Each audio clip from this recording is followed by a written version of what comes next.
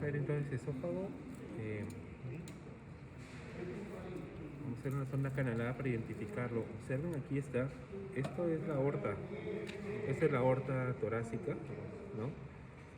Importante recordar que discurre al lado izquierdo de la columna vertebral y que va a dar ramas importantes, ¿no? Va a dar las arterias bronquiales, las esofágicas medias, las mediastínicas posteriores y las diafragmáticas superiores. Esas son las ramas de la aorta abdominal, de la aorta torácica, perdón. Esta estructura que estoy señalando es la aorta torácica. Ahora, si observamos, bueno, por supuesto es muy posterior, ¿no? Está pegado al lado, discurre por el lado izquierdo de la columna. Ahora, por delante de ella vamos a encontrar el mediastino, ¿verdad? El mediastino. Y el esófago, sabemos que se encuentra en el mediastino posterior, ¿verdad? El mediastino posterior. Tiene una porción torácica, el esófago, una porción cervical, una porción torácica, una porción abdominal. Y estábamos tratando de ubicar una sonda canalada. Por aquí podemos observar entonces la aorta torácica. Acá tengo en mi índice derecho está la carina, ¿no? Con la tráquea, la división de la tráquea en dos bronquios. Y entre ambos voy a encontrar el esófago. Esta estructura que estoy señalando ahora aquí, este es el esófago. Está seccionado, está cortado. El esófago tiene una longitud aproximada de 25-30. hasta 30 centímetros, ¿verdad? Y un diámetro de casi 1.5 a 2 milímetros, ¿no? En situación vacua, su cavidad es aplanada, es como una hendidura, ¿no es cierto? Cuando está lleno, entonces sí, la cavidad se hace circular, ¿no? Esto entonces que estamos viendo aquí es el esófago, ¿no? El esófago. Entonces vemos que está la aorta en la parte relacionándose con él posteriormente, y la tráquea, la carina y los bronquios por delante, ¿no? Recordemos entonces que el esófago es la estructura más posterior, ¿no es cierto? Por arriba, ¿dónde empieza el esófago? ¿Qué nivel empieza el esófago? C6, C7. C6, C7, correcto. ¿Y por abajo dónde termina? En T10, T11. T11, T12, ¿no? T11, T12, perfecto. Todo eso, esófago. Se dice que son más o menos 5 centímetros de su porción cervical, 20 centímetros casi la torácica, 1 centímetro casi el espesor, ¿no? Que atraviesa el diafragma, y 3 centímetros casi los que están en la porción abdominal, ¿no? El esófago tiene entonces la longitud que hemos mencionado, el diámetro, tiene estrechamiento, ¿no? Tiene un estrechamiento cricoideo, que es el cartílago cricoides que lo comprime, lo estrecha ahí. Tiene un estrechamiento aórtico también, el callado de la aorta también lo comprime, ¿no? Lo estrecha. Un estrechamiento bronquial también, ¿no? Bronquial. Y finalmente un estrechamiento diafragmático, ¿no? Un estrechamiento diafragmático. Ahora, entre estrechamiento y estrechamiento hay dilataciones del esófago, ¿no? Dilataciones del esófago. Y bien, reconocer pues los estrechamientos, reconocer que en realidad el esófago en todo su recorrido ofrece dos curvaturas, ¿no? Una superior de concavidad derecha y una inferior de concavidad izquierda, aproximadamente como si fuera un número 2, ¿no? Algo así. Y es normal, y eso es normal. Importante saber pues que entonces sus relaciones principales van a ser con estructuras vasculares como la aorta, con estructuras respiratorias como los bronquios a nivel torácico, ¿no? Y con estructuras nerviosas respecto a lo que son los nervios vagos, ¿no? Los vagos son dos, uno derecho e izquierdo, que discurren así desde su origen en el cuello, luego bajan alrededor de él, pero luego van a girar en sentido horario, ¿no? El derecho se va a hacer anterior, el izquierdo se hace posterior. Y finalmente, de esa manera termina el vago en la cara anterior de lo que será el estómago. El izquierdo se hace anterior del estómago y el derecho se hace posterior a nivel del estómago, ¿no? Importantes sus relaciones con el callado aórtico, como hemos mencionado, en su estrechamiento, ¿no? Porque se han descrito algún caso en el cual una espina de pescado puede atravesar, puede perforar el esófago y también el callado aórtico. Entonces producir un hemomediastino, ¿no? Que sería muy complicado, es muy difícil, un cuadro muy complicado, ¿no? Afecta la parte hemodinámica del paciente, ¿no? Entonces hay un estrechamiento importante, ¿no? También es importante saber que, por ejemplo, detrás del esófago hay un espacio, ¿no? El espacio retrovisceral, de Henkel, que está atrás, y que es interesante porque hay tejido laxo que va a comunicar por arriba con el cuello, ¿no? Bueno, ¿y qué importancia podría tener ese espacio, no? Es importante porque se han descrito infecciones mediastínicas, ¿no? Que vienen a partir de infecciones dentarias, ¿no? Una infección dentaria puede a la larga permitir el paso de secreción de bacterias, ¿no? Y abordar pues el mediastino, ¿no? Abordar el mediastino. Bien, en este cadáver, pues así directamente no se puede apreciar ¿cómo se llama? El esófago en su sitio, pero acá sí podemos ver. Voy a traer un alfilercito.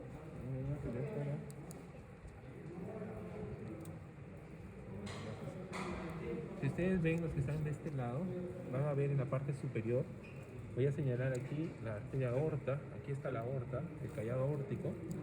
Acá tengo entre mis dedos la tráquea, ¿sí? También tengo la tráquea. Entonces, esta estructura que vemos aquí, es el esófago. Esto es el esófago.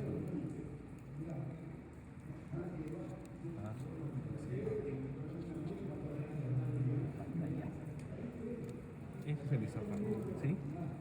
La tráquea, en la que lo estoy sosteniendo entre mis dedos, ¿sí? Tráquea entre mis dedos, esófago, lo que está con el alfiler, y esto que ven acá es el callado aórtico, ¿sí? El callado aórtico, ¿no? Entonces, como ven, como pueden ver, sí. A ver, acá tengo entre mis dedos la tráquea, aquí está la tráquea, ¿sí? La tráquea, acá hay mi índice, la aorta.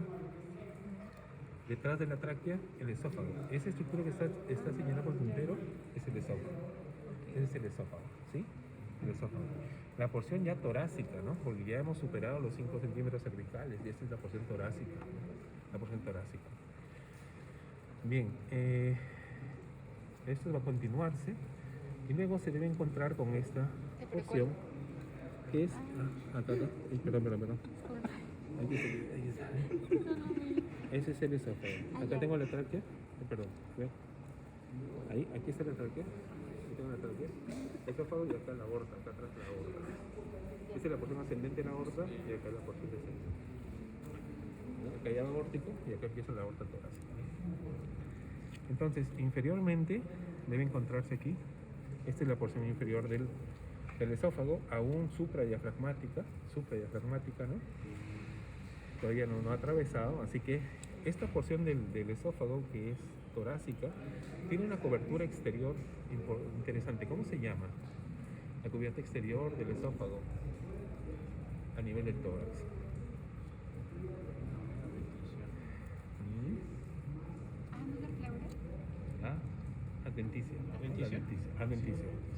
Adventicia. Lo que dice el compañero también es interesante porque en realidad en la pleura de los pulmones va a ingresar a los recesos. Recuerden ustedes que este es el plano de la pared posterior, el esófago es un círculo, y eso que queda un receso, ¿verdad? Un receso. No sé si me explico, es como que era un cilindro. Entre el cilindro y el plano va a quedar un espacio, ¿no? Un ángulo agudo, ¿no? La curvatura, ya, ahí entran las pleuras y se repliegan sobre sí mismas, ¿no? Y van a formar a veces un ligamento, ¿no? Interpleural, ¿no? El ligamento de Morozov con B doble, ¿no? También, pero es una dependencia de los pleuras y se forma detrás del esófago, ¿no? Detrás del esófago. Bien, la estructura interna del esófago en este segmento, ¿cómo va a ser a nivel muscular? ¿Cuántas capas tiene el esófago? Muscular. ¿Dos capas? ¿Cuáles son?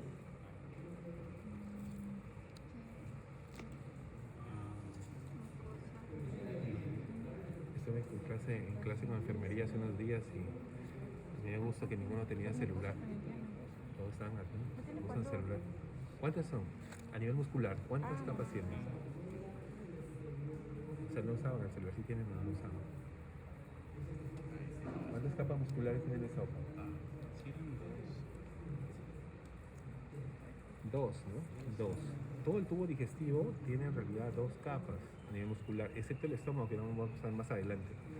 La mnemotecnia es CILE, ¿no? C-I-L-E, ¿no? Circular interna, longitudinal externa. Las fibras externas son longitudinales, las fibras internas son circulares. ¿De acuerdo? Ese es el complemento en todo el tubo digestivo, excepto en el estómago. Y vamos a ver que hay una tercera capa, ¿no? Bien, eso a nivel muscular. Y pues a nivel de la inervación ya sabemos que están los dos vagos. La irrigación, ¿cómo es a nivel del esófago? Tiroidea inferior. Así es, a nivel cervical, la tiroidea inferior. Bronquiales. Diafragmáticas superiores e inferiores. Así es, diafragmáticas también, así es. Las bronquiales también, ¿no? Bronquiales también, ¿no es cierto? Excelente, listo.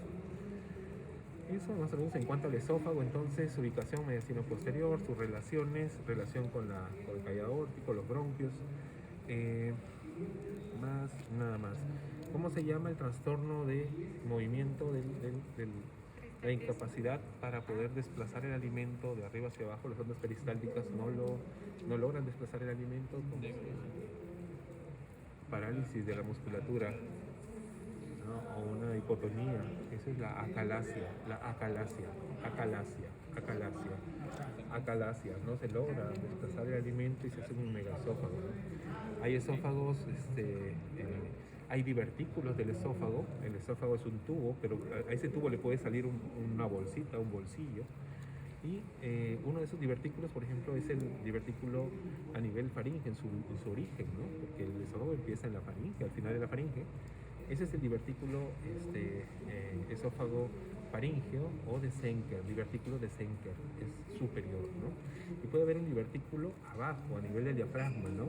Le llaman divertículos epidiafragmáticos o epifrénicos también. O sea, el esófago va normal y le sale una bolsita, ¿no? Y pues eso a veces es tan pequeño que es insignificante, pero sí podría dar alguna sintomatología, ¿no? Los divertículos, entonces también puede haber atresia esofágica, a veces la ingesta de, por ejemplo, ¿cómo se llama? La lejía, ¿no? Es un álcali, pues que puede quemar. Ahí no se induce el vómito, ¿no? Cuando la persona ha ingerido lejía, porque sí, el retorno ya quemó en entrada, va a volver a quemar en salida y se puede estenosar el esófago, ¿no? También existen las fístulas, estenosis congénitas del esófago. El esófago nace estenosado, no va a pasar alimento. Y a veces hay fístulas traqueoesofágicas. El esófago se fistuliza con la tráquea. Generalmente son incompatibles con la vía, ¿no? El niño no puede alimentarse, ¿no? Así que fallece después. A veces se intenta corregir también, ¿no? Entonces hay esófagos pequeños o braquiesófagos que se producen cuando hay, por ejemplo, hernias diafragmáticas, ¿no? Entiendo que han hablado hoy día de la hernia de Bosdalet, ¿no? Que es cuando el orificio por el cual entra el esófago en el diafragma, a través de ese orificio está tan grande que las vísceras del abdomen comienzan a regresarse hacia el tórax. Entonces el estómago es regresado hacia el tórax y pues eso hace que el estómago se aproxime más al origen del esófago y es un esófago pequeñito, un braquioesófago. Bien, eso en cuanto a un poquito de esófago así teórico, porque no hay mucho. Acá atrás, entonces sí, acá abajo sí pueden preguntarles, porque ahí sí se ve el esófago, ¿no es cierto? Y el esófago entonces va a hacer su viaje y va a llegar hasta la cavidad abdominal, atravesando el diafragma, ¿no? El diafragma. Acá tenemos el diafragma, ¿no? El diafragma, su porción muscular, ¿no? Su porción tendinosa. Y el esófago va a continuarse con esta estructura, ¿no? Este órgano importante llamado esófago. Ahora, recordemos que el esófago tiene 1 centímetro de espesor, que es el que atraviesa el diafragma, y luego tiene casi 1 a 3 centímetros de longitud dentro del abdomen, antes de que el estómago comience. O sea, el estómago no comienza a nivel de diafragma, sino 3 centímetros por debajo, ¿no? El esófago va a terminar en un orificio que no tiene válvula, ¿no? Llamado cardias, ¿no? El cardias es el orificio, ¿no? Es el orificio. Muy bien, entonces vamos recordando eso. A continuación los esfínteres esofágicos y un esfínter esofágico superior, ¿no? Recordemos también que el esófago está diseñado para poder impulsar el bolo alimenticio, pero no para soportar pHs bajos, ¿no? Cuando el esfínter esofágico inferior es frágil en su tono, tiene poco tono, el contenido estomacal va a regresar y el ácido va a tratar de subir dentro del esófago y va a subir en la primera porción del esófago. Eso va a irritar la mucosa y va a producir una alteración del epitelio, ¿no? Y se conoce como el esófago de Barrett, ¿no? El esófago de Barrett es una lesión premaligna, ¿no? Si no se trata puede terminar en cáncer, ¿no? Esófago de Barrett, ¿no? Entonces, bien, correcto, eso más o menos en cuanto al esófago, ¿no? Pasamos luego a la otra víscera, que es el estómago. ¿Qué volumen tiene un estómago normal aproximadamente? Depende. ¿Cuánto es el volumen aproximado de un estómago?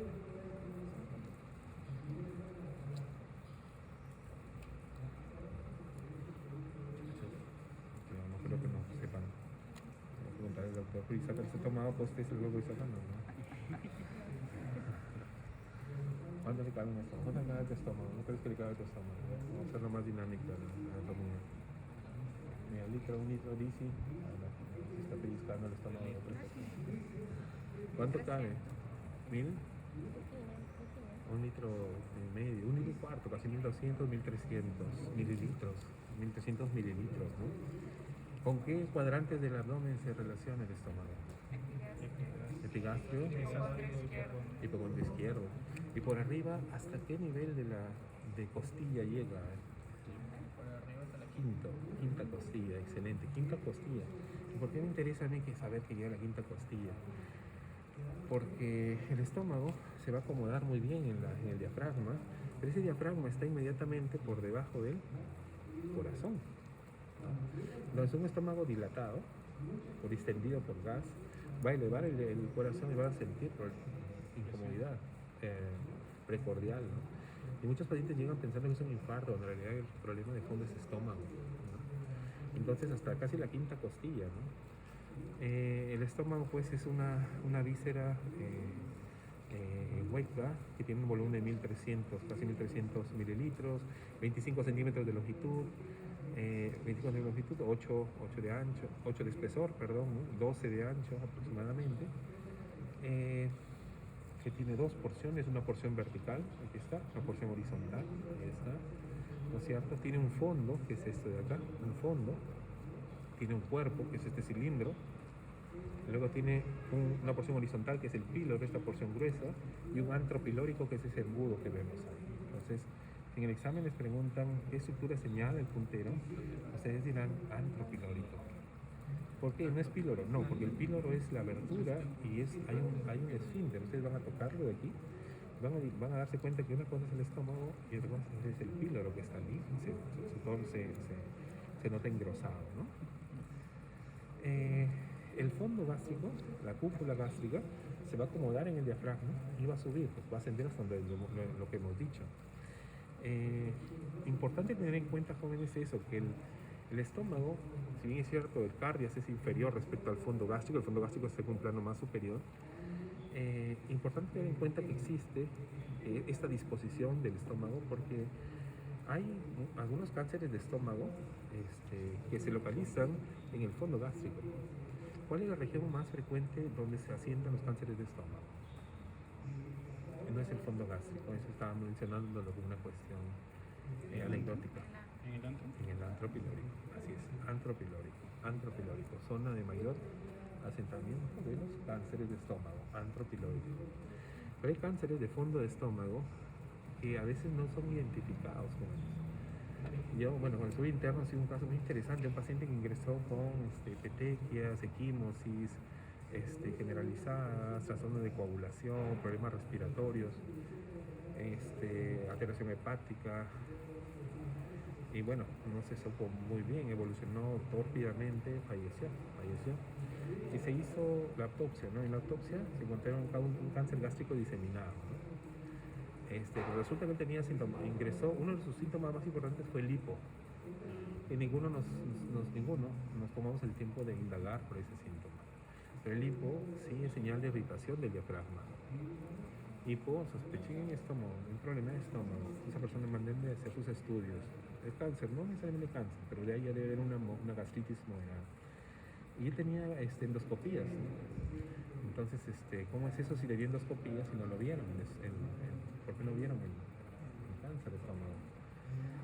Sucedía que las endoscopías, el endoscopio era muy rígido. El endoscopio es como mi dedo, ingresa por el esófago, por el cardio, entra y tiene que angularse. Pero el ángulo no era no se lograba hacer un ángulo tan agudo, la cabeza no giraba tanto, entonces no logró enfocar el fondo del estómago. Vieron todo el resto, pero esto no, y se había centrado justo ahí, ¿no? Una endoscopía en la cual no se muestra ninguna lesión interna, ¿me descarta cáncer? Si yo veo una endoscopía, no veo ninguna tumoración, ninguna placa, ningún sangrado, me descarta el cáncer del estómago, le tomo biopsia y la biopsia me sale negativa. ¿Puedo tener un cáncer del estómago a pesar de la endoscopía?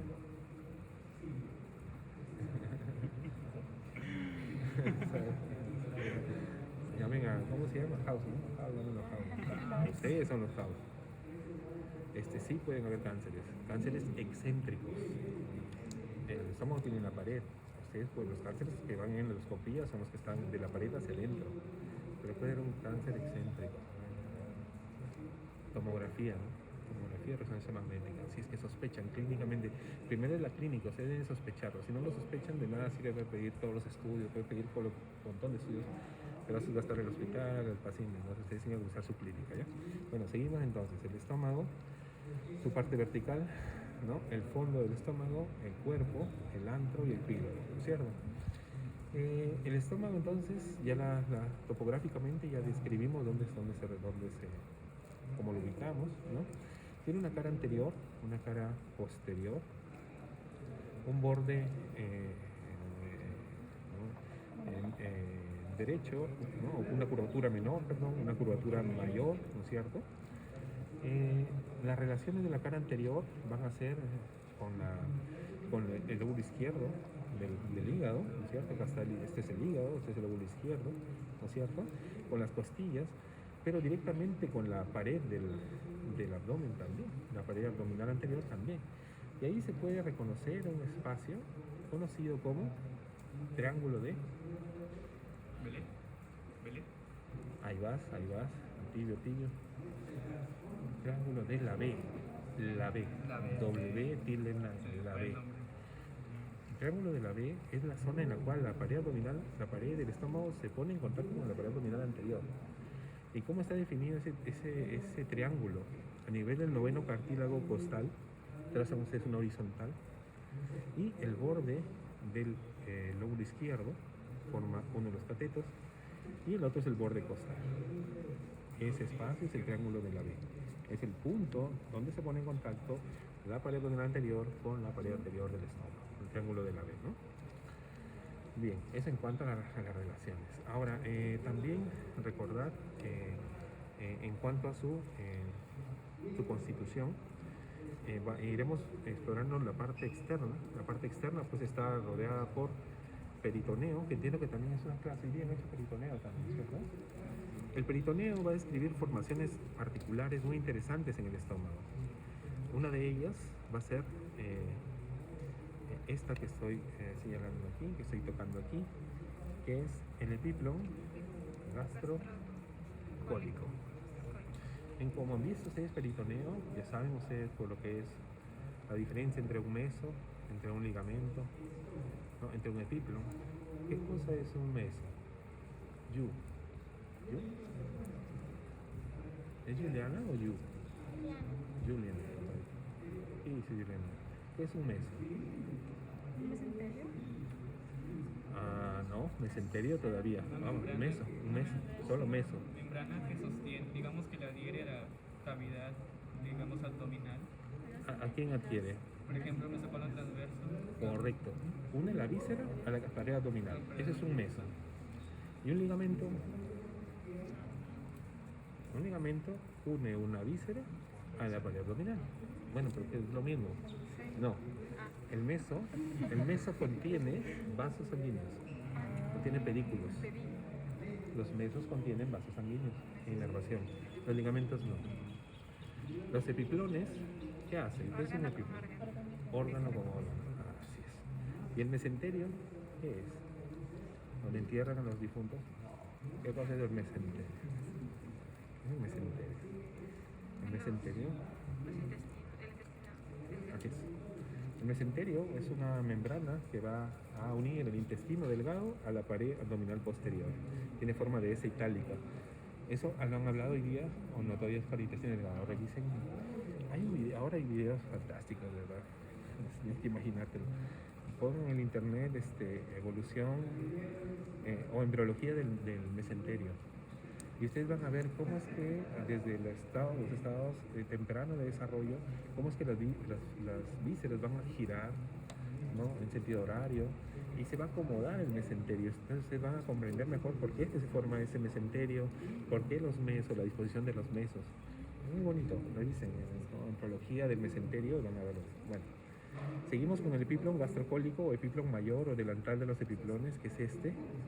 ¿Sí? Este une toda la curvatura mayor, va a bajar, se repliega sobre sí mismo y regresa hasta el colon transverso. Y ahí se pegó, se acabó. Ese es el epiplón mayor.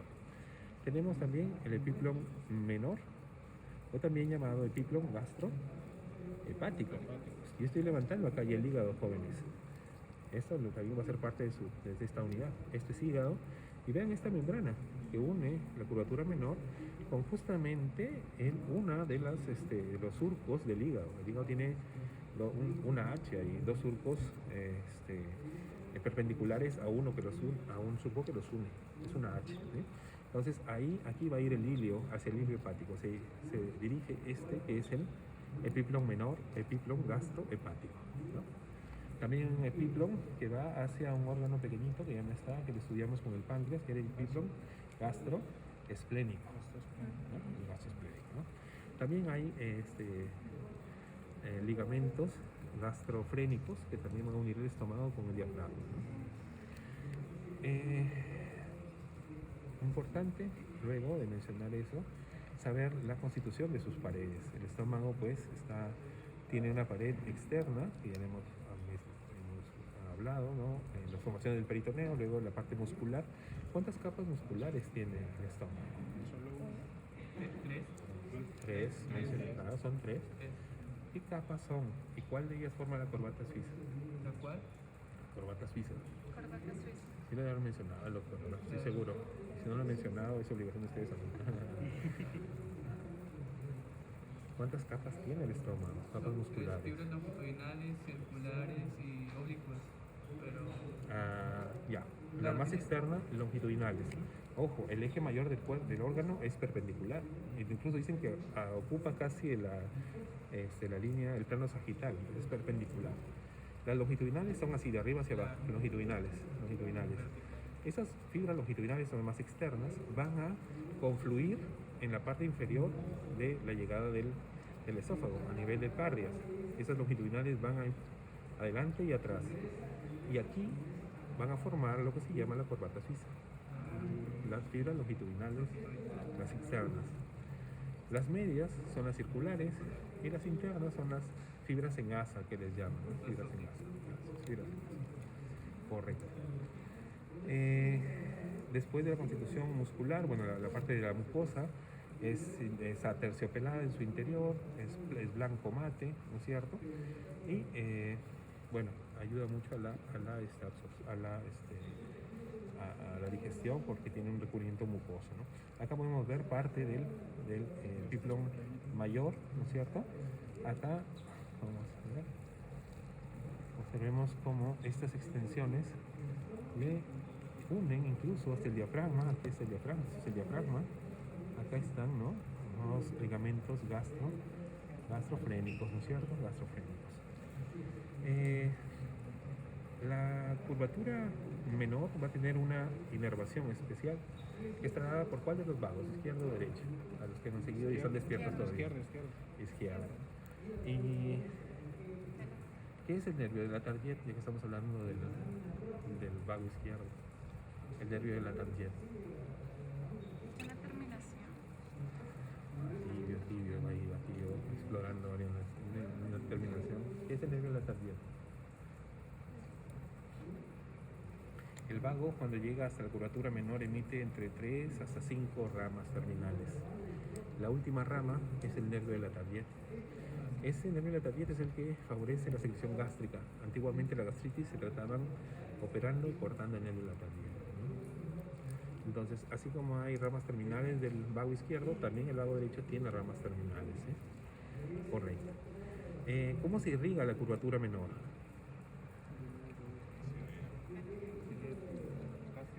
Gástrica izquierda, correcto. La gástrica izquierda, ¿qué rama de la? Del tronco celíaco, correcto. El tronco celíaco de la coronaria estomática o gástrica izquierda, esa va a ascender por toda la curvatura menor hasta la parte superior, correcto. Dado ramas terminales y se pierde en el epiplón gastrohepático. Pero hay otra más. La pilórica. La pilórica, que es rama de la hepática. ¿Cuántas ramas de la hepática?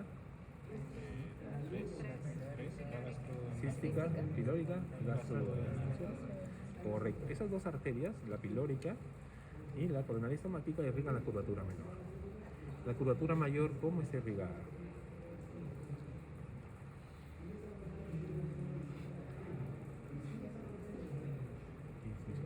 Gustavo.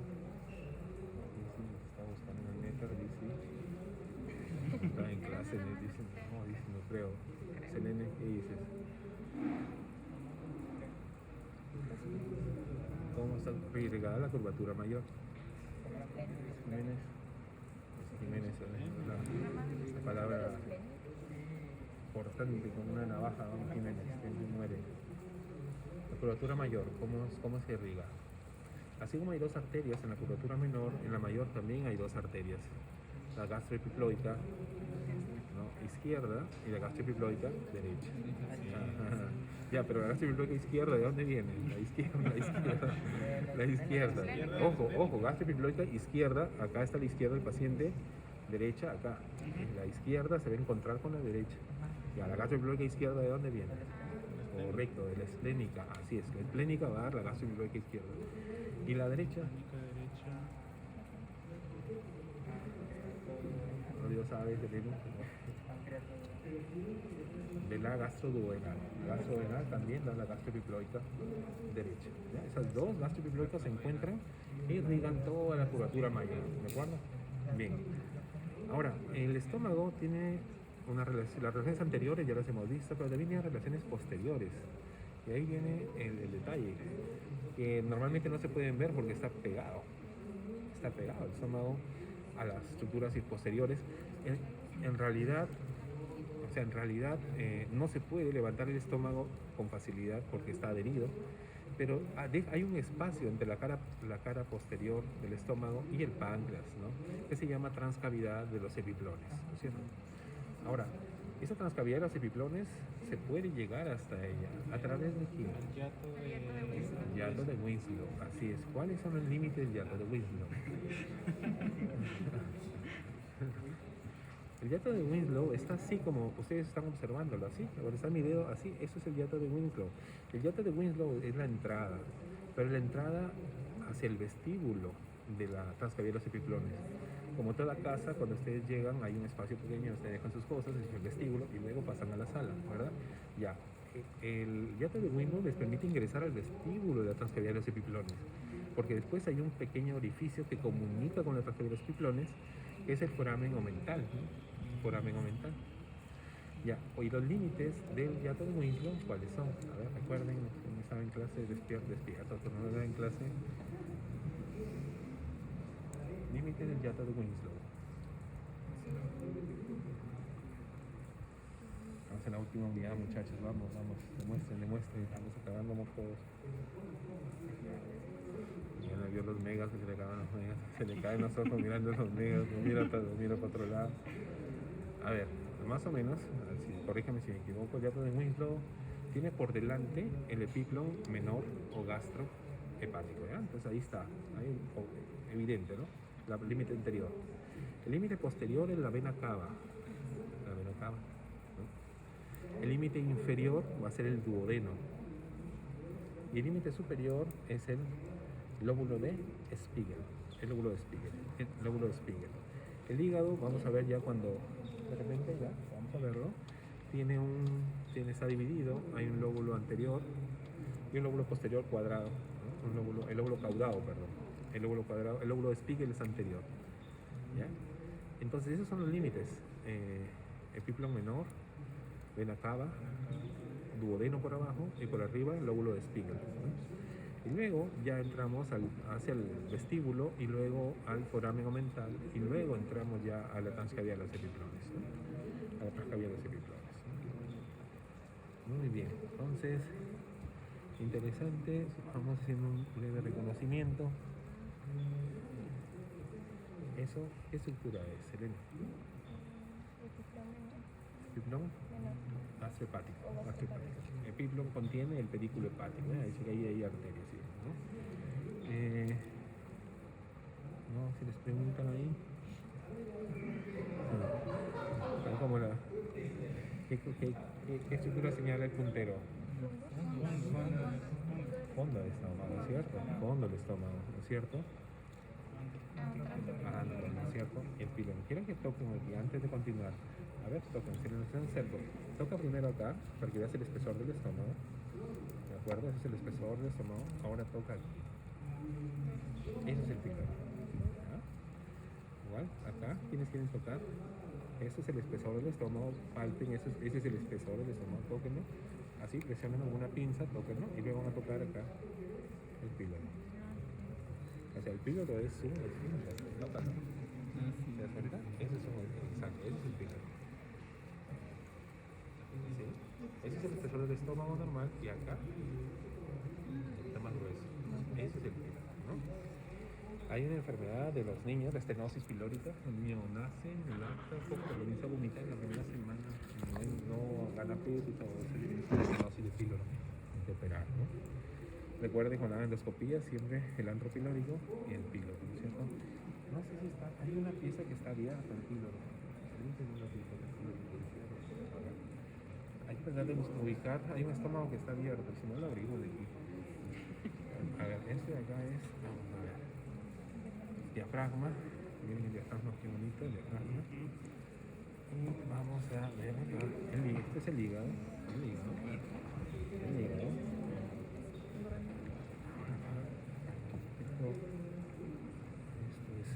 Esto es estómago, ¿no? Este es estómago. Aquí está, este es el peritoneo que ha sido retirado, ¿no? Es la parte más superficial. Acá tenemos el epiplón mayor, ¿no es cierto? El epiplón mayor, ¿no es cierto? Acá está el epiplón menor. El epiplón menor, ¿no es cierto? Y acá tenemos pues el hígado.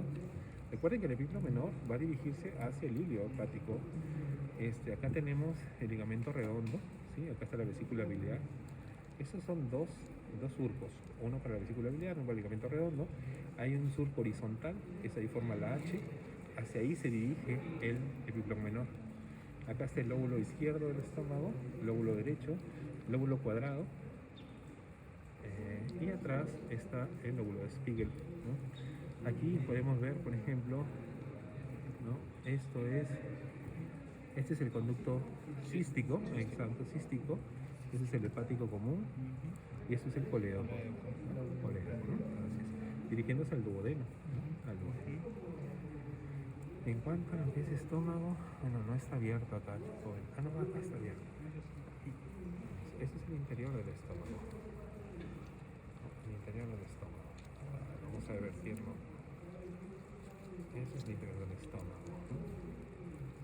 El interior del estómago, vamos a ver si logramos ver el píloro.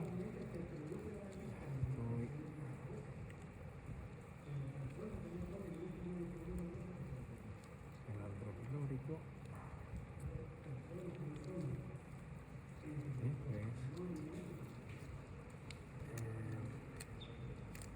El píloro, ¿no? Aquí ya es el píloro. Ese es el píloro. Ese estrechamiento es el píloro. Entonces, Sí les podrían preguntar, ¿no? El píloro. Ahora, el píloro tiene dos características. Es diferente observarlo desde el estómago que desde el duodeno, ¿ya? Tiene dos formas, tiene dos caras, ¿no? Ese es el píloro, ¿no? El píloro.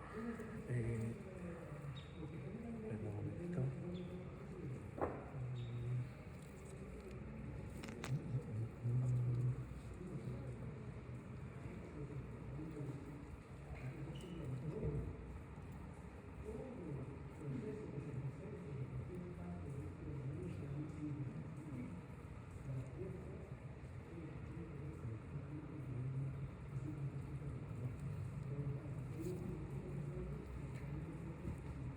Esa es la aorta abdominal.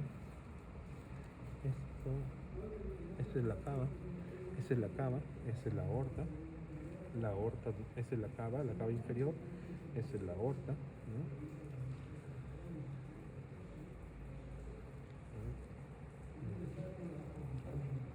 Correcto. Vamos a ver si es que acá, perdón. Vamos a ver si es que acá se logra ver algo de la aorta. Está in situ.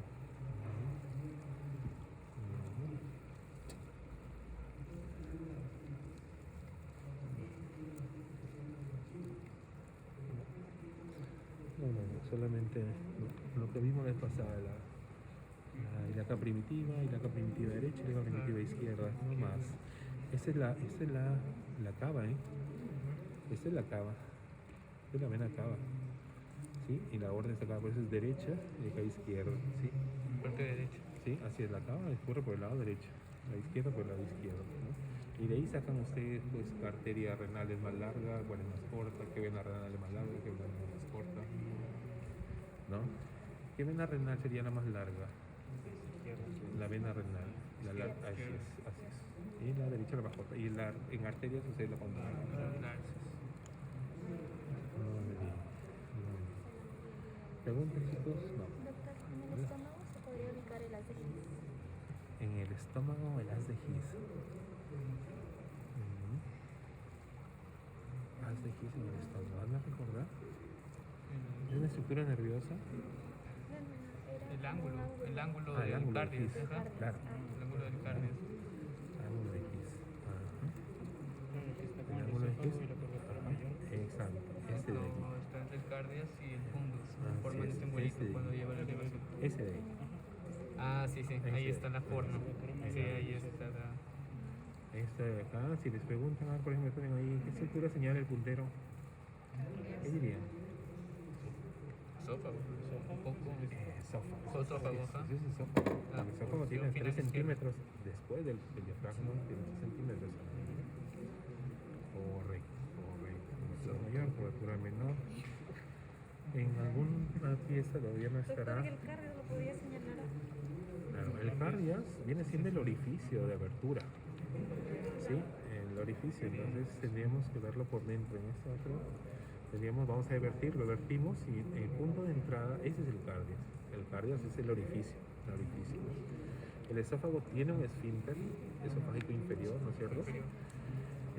Pero es diferente del cardias, ¿sí? Está por encima del esfínter. Aquí no, más o menos nos orientaríamos, debería estar aproximadamente por aquí, más o menos, ¿no? Por ahí debe estar abriéndose el esófago, ¿no? Correcto. ¿Qué más? Nada más, ya todo el Winslow.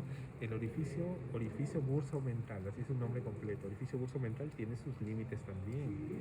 Tienen que ver, tiene por arriba, por abajo, anterior y posterior. Entonces también hay que revisarlo, ¿no es cierto? El orificio de la bolsa mental. Correcto. Ya no está, pues no hay más porque en algunos se veía el tronco celíaco alguna vez en un cadáver, ¿no? Muy bonito. Acá está la pregunta del examen. En la maqueta. La vena mesentérica. ¿Qué les preguntamos? La vena mesentérica superior, ¿no es cierto? Era superior, no era inferior. Aquí ya que veamos en el duodeno vamos a ver lo que es el ángulo de Treitz, ¿no? El músculo de Treitz también. Esto es el duodeno, esto es la... Recuerden que el duodeno tiene 3 porciones, ¿no? Bueno, aquí esta es la segunda y esta es la tercera. Entonces observen cómo sobre la tercera porción del duodeno van a salir esas estructuras vasculares, ¿no? Si nosotros disecamos e encontramos la estructura arterial de esta región, ¿cuál sería? ¿Qué arteria sería? Esto es el páncreas, esto es el istmo. El istmo, esta es la tercera porción del duodeno. Por debajo del istmo encontraremos, ¿qué arteria mesentérica? ¿Superior o inferior? Superior. Superior. Superior. Muy bien. Doctor, esa pregunta de que decía la fascia que unía la parte posterior del páncreas con la parte posterior de la cavidad abdominal. Ajá. Esa es la fase de Treitz. La fase de Treitz. El páncreas, recuerden que el páncreas es como estar en mi mano con guante, igual tiene un peritoneo visceral anterior, ¿no? Un peritoneo visceral posterior, pero ese peritoneo se va a unir al peritoneo parietal de la pared anterior, el peritoneo parietal de la pared posterior, es decir, los dos guantes se unirían. Eso es una fase de coalescencia. Adelante del cuerpo del páncreas va a unirse con con el peritoneo parietal del estómago, se unen y van a formar una fascia que es la fascia de coalescencia de Freder, anterior de la de Freder.